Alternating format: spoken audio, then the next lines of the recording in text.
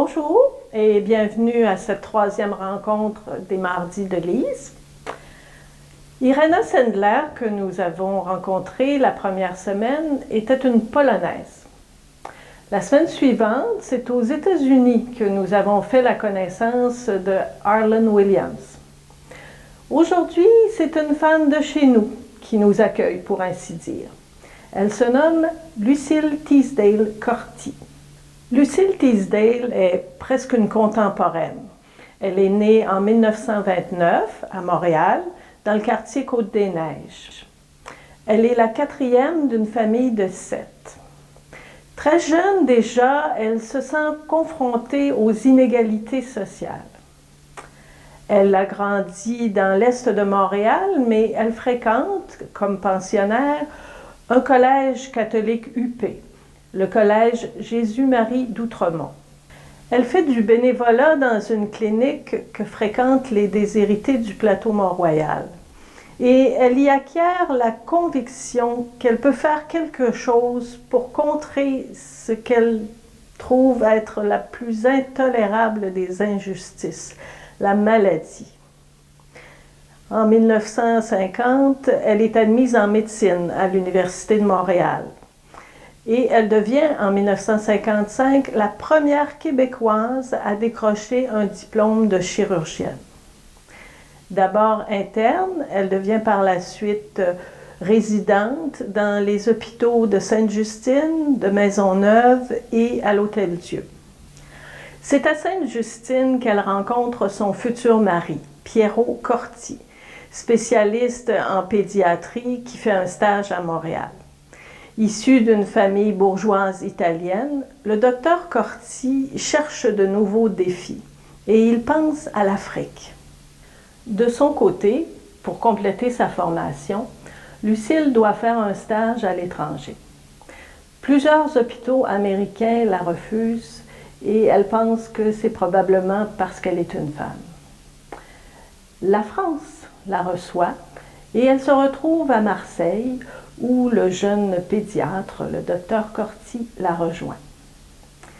Il a trouvé une clinique dirigée par des religieuses dans le nord de l'Ouganda et il désire en faire un hôpital pour soigner les gens de ce pays. Évidemment, pour son hôpital, il a besoin d'un chirurgien.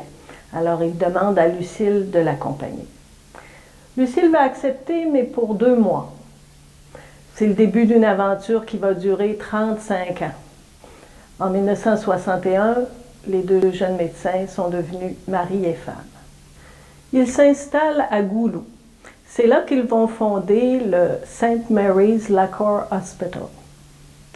Durant toutes ces années, Lucille va faire plus de 13 000 chirurgies, alors que son mari, en plus de pratiquer des anesthésies, administre l'hôpital et voit à la formation de plusieurs dizaines de jeunes médecins.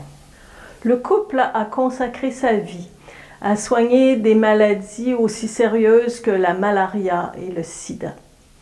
Ils travaillaient dans des conditions des plus difficiles, dont la guerre civile, y compris les massacres associés à cette période et les épidémies qui font rage.